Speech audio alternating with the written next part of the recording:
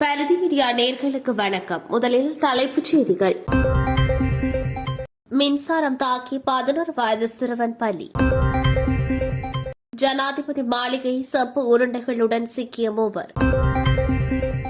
மீண்டும் நாடாளுமன்றம் நுழையும் பசில் ராஜபக்ஷ. இலங்கையின் நிலைமை மேலும் தீவிரமடையும் அபாயம். ஜனாதிபதி செயலகத்தில் 40 வாகனங்கள் மாயம். வேலுப்பிள்ளை பிரபாகரனுக்கு மரியாதை செலுத்துகிறோம். புலிகள் உங்களை விட சிறந்தவர்கள். காளிமுகத்தினல் போராட்டக்காரர்கள் தெரிவிப்பு. சடுதியாக அதிகரிக்கும் கோவிட்-19 மீண்டும் நடைமுறைக்கு வருகிறது முகக்கவசம். சுகாதார அமைச்சு அறிவித்தல். ஆகஸ்ட் மாதத்தில் எரிபொருளுக்கு ஏற்படவுள்ள நெருக்கடி வெளியான அறிவிப்பு. மேலும் ஒரு தடவை ஏவிவிட்டால் இலங்கைக்கு உதவியில்லை, நேரடியாக ரணிலை எச்சரித்த தூதுவர். இன்று முதல் நாடளாவிய ரீதியில் எரிபொருள் விநியோகம். நாட்டு மக்களுக்கு வெளியாகிய மகிழ்ச்சி தகவல். இனி தொடர்பான விரிவான செய்திகளோடு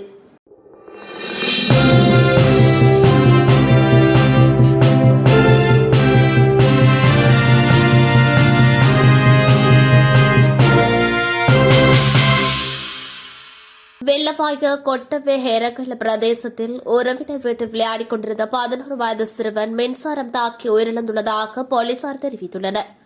மல்வத்தவல வித்தியாலயத்தில் தரம் 6 கல்வி கற்று வந்த RM நுவன் நெட்சர் என்ற சிறுவன் இவ்வாறு உயிரிழந்துள்ளதாக போலீசார் தெரிவித்துள்ளனர். உயிரிழந்த சிறுவன் உறவினர் வீட்டில் விளையாடிக் கொண்டிருந்த போது அருகில் உள்ள துடைப்படம் அருகே போடப்பட்டிருந்த மின் கம்பியில் சிக்கி எவ்வாறு உயிரிழந்ததாக தெரிவிக்கப்படுகிறது. சம்பவம் தொடர்பான மேலும் விசாரணைகளை போலீசார் முன்னெடுத்து வருகின்றனர். ஜனாதிபதி மாளிகையில் திரை அணிகலன்களாக பயன்படுத்தப்பட்ட தங்க முலாம் பூசப்பட்ட 40 செப்பு உருண்டைகளை திருடிய மூவர் கைது செய்யப்பட்டுள்ளதாக தெரிவிக்கப்படுகிறது. ஜூலை மாதம் 9ஆம் தேதி இடம்பெற்ற மக்கள் எழுச்சியை தொடர்ந்து ஜனாதிபதியின் உத்தியோகபூர்வ இல்லத்தை போராட்டக்காரர்கள் ஆக்கிரமித்தனர். அதன்போது சந்தேக நபர்கள் ஆகியிருந்த பெருமதிமிகு பொருட்களை திருடி சென்றுள்ளதாக போலீசார் தெரிவித்துள்ளனர். இந்நிலையில் ஜனாதிபதி மாளிகையில் இருந்த செப்பு உருண்டைகளை பழைய உலோகமாக விற்பனை செய்ய முற்பட்ட இவர்கள் வெலிக்கடை போலீசாரினால் நேற்றிரவு கைது செய்யப்பட்டுள்ளனர். கைதான 28, 34 மற்றும் 37 வயதுடைய சந்தேக நபர்கள் ராஜபகிரிய ஒபேசிகரபுர பகுதியைச் சேர்ந்தவர்கள் என்றும் அவர்கள் போதைக்கு அடிமையாக இருப்பதும் தெரியவந்துள்ளது. இந்நிலையில் ஜனாதிபதியின் உத்தியோகபூர்வ இல்லத்தில் இடம்பெற்ற குற்ற செயல்கள் தொடர்பில் விசாரணைகளை மேற்கொள்ளும் விசேட போலீஸ் குழுவிடம் சந்தேக நபர்கள் ஒப்படைக்கப்பட்டுள்ளதாக மேலும் தெரிவிக்கப்படுகிறது. முன்னாள் அமைச்சர் தாமிக பெரேராவால் ஏற்பட்டுள்ள வெற்றிடத்திற்கு பசில் ராஜபக்சவினை நியமிக்குமாறு ஸ்ரீலங்கா பொதுஜன பெரமுனவின் அதிகளவான உறுப்பினர்கள் கோரிக்கை விடுத்துள்ளதாக தகவல்கள் வெளியாகியுள்ளன. பசில் ராஜபக்சவின் ராஜினாமாவால் ஏற்பட்ட வெற்றிடத்திற்கு தேசிய பட்டியல் நாடாளுமன்ற உறுப்பினராக தாமிக பெரேரா நியமிக்கப்பட்டார். நாட்டின் ஜனாதிபதியாக ரணில் விக்ரமசிங்க பதவியேற்றுள்ள நிலையில் ஸ்ரீலங்கா பொதுஜன பெரமுனவின் தேசிய பட்டியல் உறுப்பினர் பதவியிலிருந்து தாமிக பெரேரா விலகியுள்ளார். இதுகுறித்த இறுதி தீர்மானம் இன்று எடுக்கப்படும் என தெரிவிக்கப்படுகிறது. இது தொடர்பான விசேட கலந்துரையாடல் ஸ்ரீலங்கா பொதுஜன பெரமுனவின் தலைமையகத்தில் இன்று இடம்பெறவுள்ளதாக கூறப்படுகிறது. இந்த கலந்துரையாடலில் பொதுஜன பெரமுனவின் தேசிய அமைப்பாளர் முன்னாள் அமைச்சர் பசில் ராஜபக்சவும் கலந்து கொள்ளவுள்ளார் எனவும் தெரிவிக்கப்படுகிறது. தாமிக பெரேரா பதவி விலகினால் அவரது வெற்றிடத்திற்கு மூவரின் பெயர்கள் முன்மொழியப்பட்டுள்ளதாக கூறப்பட்ட போதிலும் இதுவரை இறுதி தீர்மானம் எடுக்கப்படவில்லை. ரேணுகா பெரேரா, வில்லிகமகே மற்றும் அமரசிங் ஆகியோரின் பெயர்களே முன்மொழியப்பட்டுள்ளதாக கூறப்படும் நிலையில் கட்சியின் தேசிய அமைப்பாளர் பசில் ராஜபக்சவிற்கு அந்த பதவியை வழங்குமாறு அதிகளவானவர்கள் கோரியுள்ளதாக தகவல்கள் தெரிவிக்கின்றன. இலங்கையில் ஏற்பட்டுள்ள பொருளாதார நெருக்கடி தொடர்பில் பலருக்கு சரியான புரிதல் இல்லை என நாடாளுமன்ற உறுப்பினர் ஹர்ஷடி சில்வா தெரிவித்துள்ளார். ஜனாதிபதி ரணில் விக்ரமசிங்க பொருளாதார சீர்திருத்தங்களை துரிதமாக மேற்கொள்ளாவிட்டால் இலங்கையின் பொருளாதாரம் சீரழிந்து செல்லும் என அவர் குறிப்பிட்டுள்ளார். ஜனாதிபதியின் அமைச்சரவையில் 2 அமைச்சர்களை தவிர மற்ற அனைவரும் பல தசாப்தங்களாக சீர்திருத்தங்களை நிராகரித்ததாக அவர் குறிப்பிடுகிறார். மேலும் தாமதம் ஏற்பட்டால் இலங்கையின் நிலைமை தீவிரமடையும் என அவர் மேலும் தெரிவித்துள்ளார். ஜனாதிபதி செயலகத்திற்கு சொந்தமான சுமார் 40 வாகனங்கள் காணாமல் போயுள்ளதாக அரசாங்க தகவல் வட்டாரங்கள் நேற்று தெரிவித்துள்ளன. ஜனாதிபதி செயலகத்தில் மொத்தம் 749 பல்வேறு வகையான வாகனங்கள் உள்ளன. அவற்றில் 40 வாகனங்கள் காணாமல் போயுள்ளதாக கண்டுபிடிக்கப்பட்டுள்ளது. அந்த வாகனங்களுக்கு என்ன ஆனது என்பது தொடர்பான தகவல்கள் எதுவும் இதுவரை கிடைக்கவில்லை. 12 மோட்டார் சைக்கிள்கள், 17 கார்கள், 2 இரட்டை கெப் வண்டிகள், 6 ஒற்றை கெப் வண்டிகள் மற்றும் 3 வகையான வாகனங்கள் காணாமல் போயுள்ளன. இதேவேளை ஆர்ப்பாட்டக்காரர்களின் முற்றுகையிடப்பட்ட ஜனாதிபதி செயலகம் அவர்களின் கட்டுப்பாட்டில் வைக்கப்பட்டிருந்தது. இதன்போது அங்கு சேதம் ஏற்படுத்தியவர்களை கைது செய்யும் நடவடிக்கை ஆரம்பிக்கப்பட்டுள்ளது.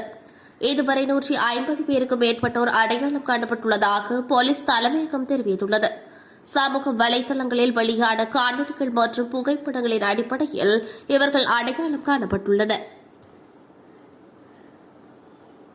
விடுதலை புலிகளின் அமைப்பின் தலைவர் வேலுப்பிள்ளை பிரபாகரன் சிறந்தவர் எனவும் புலிகள் அமைப்பை மதிப்பதாகவும் காலிமுகத்தினல் போராட்டக்காரர்கள் தெரிவித்துள்ளனர். பாதுகாப்பு படையினர் ஜனாதிபதி செயலகத்திற்கு முன்னால் உள்ள பிரதேசத்தை கைப்பற்றிய பின்னர் போராட்டத்தில் ஈடுபட்டுள்ள போராட்டக்காரர்கள் ராணுவத்தினரை பார்த்து இதனை கூறியுள்ளனர். இலங்கை ராணுவத்திற்கு எதிராக சுமத்தப்படும் போர்க்குற்றச்சாட்டு இன்னும் பதிலில்லை எனவும் காலிமுகத்தினர் போராட்டக்காரர்கள் மீதான தாக்குதலூடாக ராணுவத்தினர் போர்க்குற்றம் உறுதியாக இருப்பதாகவும் அவர்கள் கூறியுள்ளனர். சரத் பொன்சேகா கட்டளை வழங்கிய ராணுவத்தினரே சரியாக பணியாற்றினார். நீங்கள் தாக்குதல் நடத்துவதை முழு உலகமும் பார்த்துக் கொண்டிருக்கிறது. நீங்கள் செய்த போர்க்குற்றங்களுக்கு இதுவரை பதிலில்லை. நீங்கள் செய்யும் வேலைகளினால் அந்த குற்றச்சாட்டுகள் உறுதியாகும். நீங்கள் ராணுவ உடையில் சென்றால் காரை துப்புவார்கள். உங்களை விட புலிகள் சிறந்தவர்கள். பிரபாகரனுக்கு மரியாதை செலுத்துகிறோம். நீங்கள் இப்படி செயற்பட்டதன் காரணமாகவே புலிகள் எங்களையும் தாக்கினர், கோபம் கொண்டனர் எனவும் காலிமுகத்திடல் போராட்டக்காரர் ஒருவர் ராணுவத்தினரை பார்த்துவார் கூறியுள்ளார். பொது இடங்களுக்கு செல்லும் போதும் பயணத்தின் போதும் முன்பு போல் முகக்கவசம் அணிக்குமாறு சுகாதார அமைச்சு பொதுமக்களுக்கு அறிவித்துள்ளது. நாட்டில் மீண்டும் கோவிட்-19 பரவும் அபாயம் காணப்படுவதாகவும் அதனால் பரவுவதை தடுப்பதற்கான அனைத்து நடவடிக்கைகளும் எடுக்கப்பட வேண்டும் எனவும் சுகாதார அமைச்சின் செயலாளர் ஜனக சந்திரகுப்தா தெரிவித்துள்ளார்.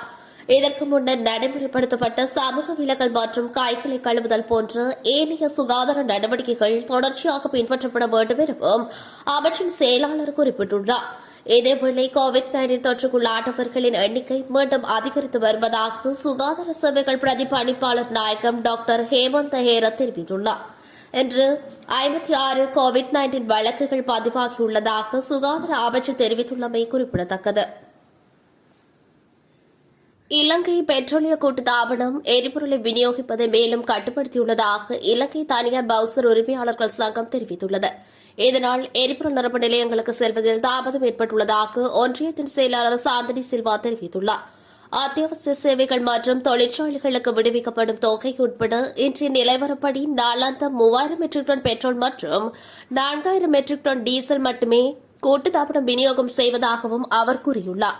இதேவேளை ஆகஸ்ட் மாதம் முதல் எரிபொருளை இறக்குமதி செய்வதற்கு இலங்கையில் பணமில்லை எனவும் ஆகஸ்ட் மாதத்திலும் பணம் கிடைக்காது எனவும் ஐக்கிய மக்கள் சக்தியின் தொழிற்சங்க கூட்டமைப்பின் அமைப்பாளர் ஆனந்தபாலித தெரிவித்துள்ளார்.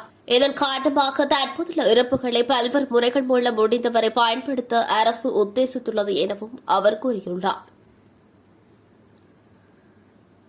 காலிமுகத்திடலில் இடம்பெற்ற சம்பவம் போன்று இன்னும் ஒரு வன்முறை சம்பவம் நடைபெறுமாக இருந்தால் ஜப்பான் நாட்டின் உதவி ஒன்றும் இலங்கைக்கு வழங்கப்பட மாட்டாது என ஜப்பானிய தூதுவர் ஸ்ரீலங்கா அதிபர் ரணில் விக்ரமசிங்கவை எச்சரித்துள்ளதாக தமிழ் தேசிய கூட்டமைப்பின் நாடாளுமன்ற உறுப்பினர் M.A. சுமந்திரன் தெரிவித்துள்ளார்.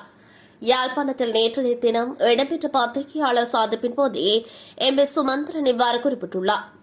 ஸ்ரீலங்கா அதிபர் ரணில் விக்ரமசிங்க அமெரிக்கா உட்பட பல முக்கிய நாடுகளின் வெளிநாட்டு தூதுவர்களை கடந்த மாலை ஸ்ரீலங்கா அதிபர் மாளிகைக்கு அழைத்து அவர்களுடன் பேச்சுவார்த்தை நடத்தியுள்ளார்.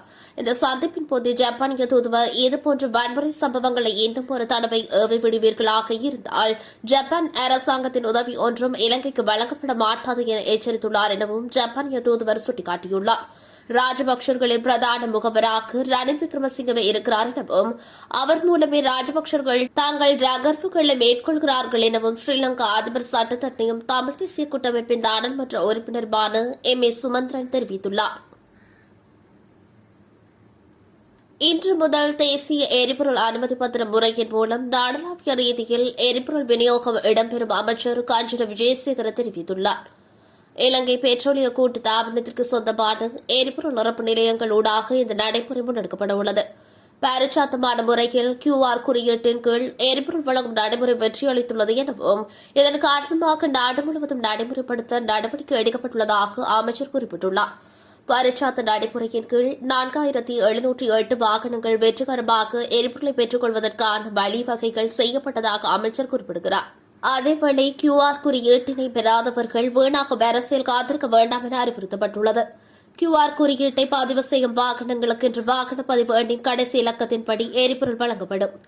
வாகனத்தின் பதிவு இலக்கத்தின் கடைசி எண் 01 அல்லது 2 ஆக இருந்தால் செவ்வாய்க்கிழமை மற்றும் சனிக்கிழமைகளிலும், கடைசி எண்கள் 3, 4, 5 ஆக இருந்தால் வியாழன் மற்றும் ஞாயிற்றுக்கிழமைகளிலும், கடைசி எண்கள் 6, 7, 8, 9 ஆக இருந்தால் திங்கள், புதன், வெள்ளிக்கிழமைகளில் இருந்து எரிபொருளை பெறலாம். தற்போது 3 மில்லியனுக்கும் அதிகமான மக்கள் இந்த உரிமத்தின் கீழ் எரிபொருள் பெற பதிவு செய்துள்ளமை குறிப்பிடத்தக்கது.